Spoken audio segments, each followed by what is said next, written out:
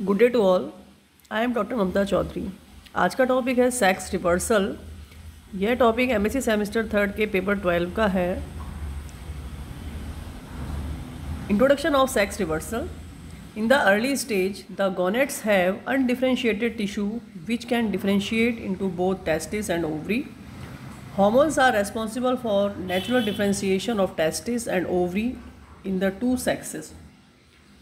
Sex reversal in fish has been achieved both ways, from male to female and from female to male. Yamamoto 1953-1955 showed the importance of sex reversal for studying sex determination mechanism in fishes. Sex reversal, जैसा कि हम जानते हैं कि जो gonads होते हैं या जन्नांग होते हैं वो प्रारंभ में वो अनडिफ्रेंशिएटेड या अविभेदित होते हैं, जो कि बाद में टेस्टिस या ओवरी में विभेदित होते हैं। और टेस्टिस और ओवरी दोनों ही सेक्सेस के डेवलपमेंट के लिए तथा उनके डिफ्रेंशिएशन के लिए हार्मोन्स उत्तरदायी होते हैं। फिशेस में सेक्स रिवर्सल दोनों तरीके से किया जा चुका है, यानी जो मेल फिशेस हैं उनको फीमेल में तथा फीमेल फिशेस को मेल फिशेस में बदला गया है, रिवर्स किया गया है। यमामोटो ने जो है सेक्स रिवर्सल पे काफ़ी काम किया है, सेक्स रिवर्सल इन फिशेस में। Genetic sex is the balance between androgens and estrogens may determine which gonadal sex develops. Total functional sex reversal can be induced in a number of gonochores if environmental or chemical factors are applied before the phenotypic sex has been defined. Biological effects of sex reversal. Steroid hormone treatment increase mortality in fish population.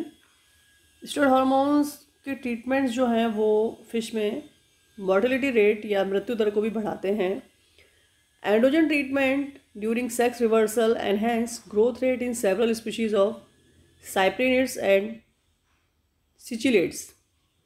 साइप्रिनिड और cichlids जो हैं वो fresh water fishes आती हैं इस group में, और इनमें जब सेक्स रिवर्सल के दौरान जब एंड्रोजन ट्रीटमेंट किया गया है तो इनकी ग्रोथ रेट जो है वो बढ़ी है।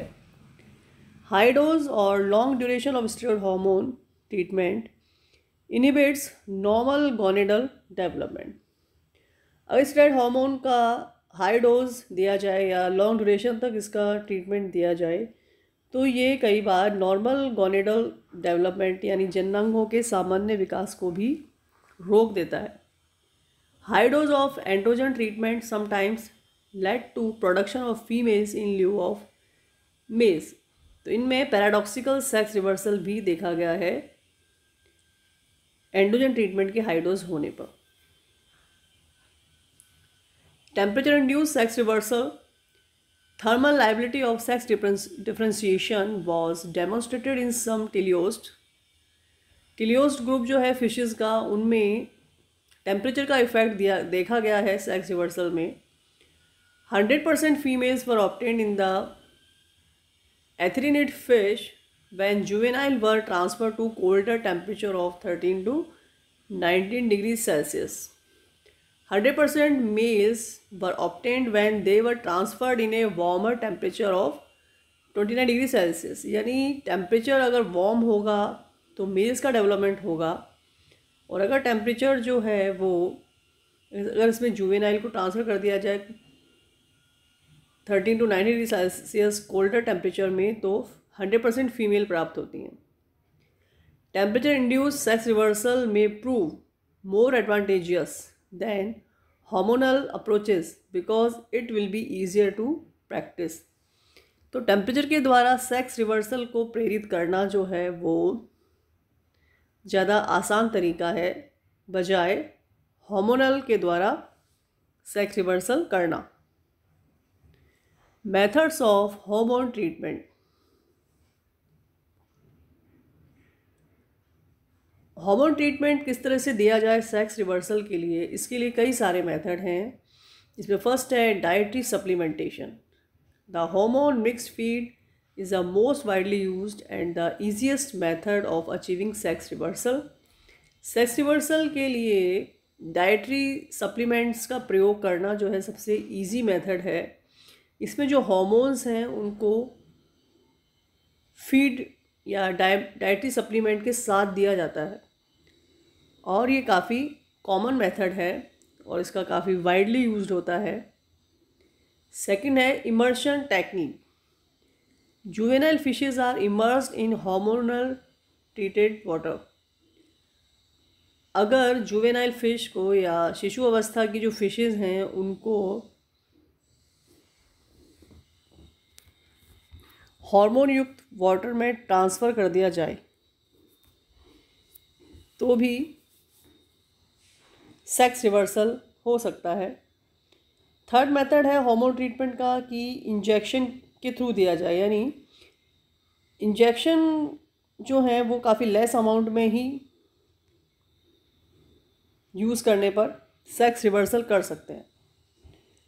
लेकिन इंजेक्शन के थ्रू जो दिए जाने वाला हार्मोन ट्रीटमेंट है यह काफ़ी लेबोरियस और महंगा पड़ता है। सेक्स रिवर्सल के लिए कुछ स्टेरॉयड हार्मोन्स का यूज़ किया जाता है। इसमें जो एंड्रोजन्स हैं, एस्ट्रोजन्स हैं। एंड्रोजन्स में जो हार्मोन्स हैं वो हैं 17 alpha methyl testosterone, testosterone and 11 keto testosterone. इन सारे एंड्रोजन्स का प्रयोग सेक्स रिवर्सल के लिए किया जाता है। एस्ट्रोजन जो हैं उनमें हैं estradiol 17 beta and second estrone. ये जो स्टेरॉयड हार्मोन्स हैं इनका प्रयोग सेक्स रिवर्सल के लिए किया जाता है। Treatment with steroid hormone. Androgens and estrogens are considered to be natural sex inducers. Androgen और एस्ट्रोजन दोनों ही हार्मोन्स को प्राकृतिक लिंग प्रेरण हार्मोन माना गया है। It has been known that treatment with steroid hormones can cause a change in the gonadal sex in fishes. अगर स्टेरॉयड हार्मोन के द्वारा फिश को ट्रीटेड किया जाए तो उनमें गोनेडल सेक्स में चेंज देखा गया है। The ability to control sex in fish is of high importance in aquaculture. तो एक्वाकल्चर में डिज़ायर्ड सेक्स की फ़िश को उत्पन्न करना स्टेरॉयड हार्मोन्स ट्रीटमेंट के थ्रू आसानी से हो सकता है।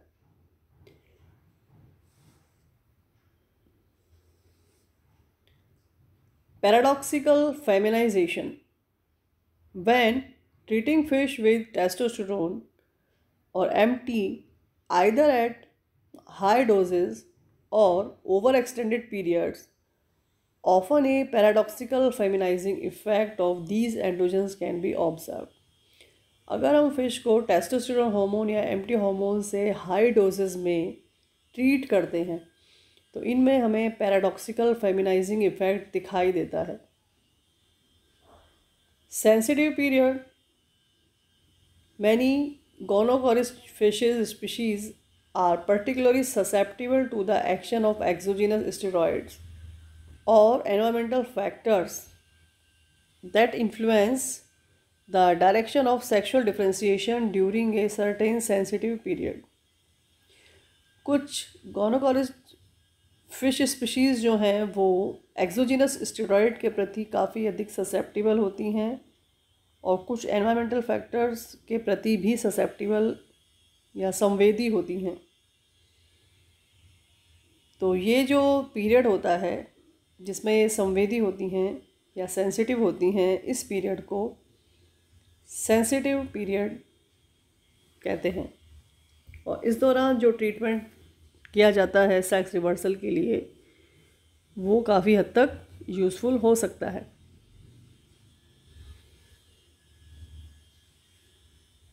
Now conclusion. The goal of sex control differs from species to species.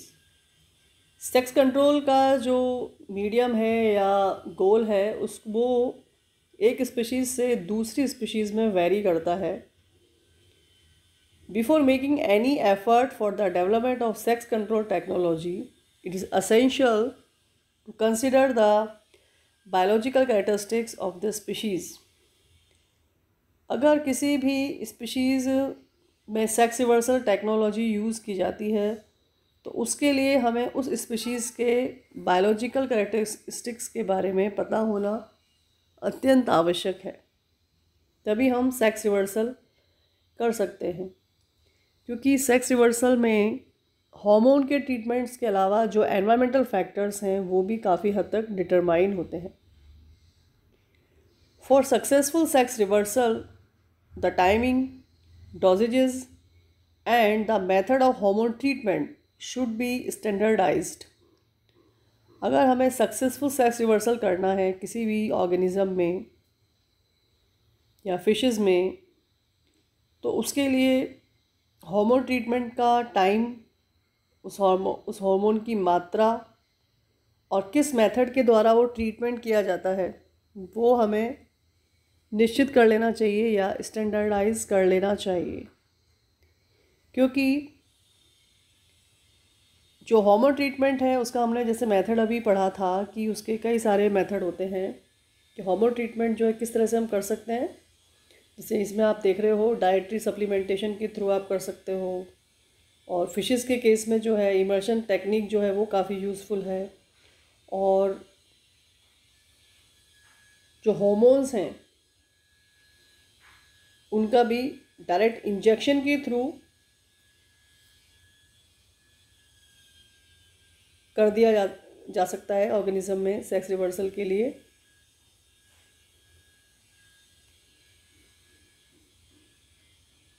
While applying the sex reversal technology for the commercial scale culture, effective population size should be taken into consideration. जब भी sex reversal technology का प्रयोग किया जाता है commercial level पे, तो इसके लिए ज़रूरी है कि हम एक इफ़ेक्टिव पॉपुलेशन साइज लें, ताकि हमें जो भी हम सेक्स रिवर्सल के लिए ट्रीटमेंट कर रहे हैं वो फ्रूटफुल निकले। So in topic of sex reversal we can study this topic: introduction, definition, and biological effects of sex reversal, temperature induced sex reversal, what are methods of hormone treatments, what are examples of steroid hormone,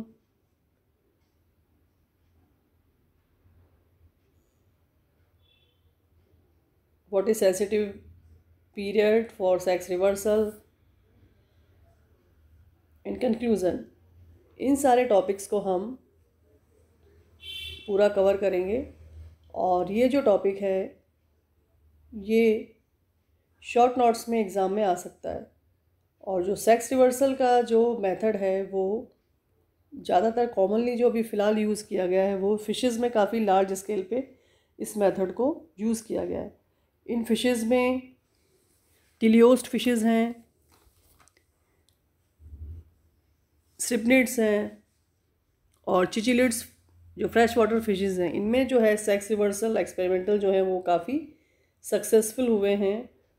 और इन्हीं experiment के basis पे ये decide किया गया है कि जो टेम्परेचर है वो फिशेस के केस में जो टेम्परेचर है वो काफ़ी डिटरमाइनिंग इफ़ेक्ट डालता है। जैसे कि हमने भी पढ़ा इसके अंदर कि जो सेक्स रिवर्सल जो है वो अगर कोल्ड टेम्परेचर होगा तो फीमेल फिशेस ज़्यादा डेवलप होंगी, अगर टेम्परेचर हाई है तो मेल फिशेस जो है वो हमें मिलेंगी। तो टेम्परेचर का जो है वो काफ़ी इम्पोर्टेंट रोल है सेक्स रिवर्सल इन फिशेस। और हार्मोन ट्रीटमेंट्स के लिए 3 मेथड जैसे हमने भी पढ़े कि इसमें आप डाइट सप्लीमेंटेशन के थ्रू या इमर्शन टेक्निक के थ्रू या इंजेक्ट के द्वारा भी आप हार्मोन ट्रीटमेंट ऑर्गेनिज्म में कर सकते हो। उसका स्टेरॉयड हार्मोन्स आपने पढ़ा, फिर उसके बाद ट्रीटमेंट विद स्टेरॉयड हार्मोन की आप कौन कौन से स्टेरॉयड हार्मोन्स हैं जिनका यूज़ कर सकते हो। तो ये पूरा टॉपिक जो है इस तरह से सेक्स रिवर्सल का आपको पढ़ना है। Thank you.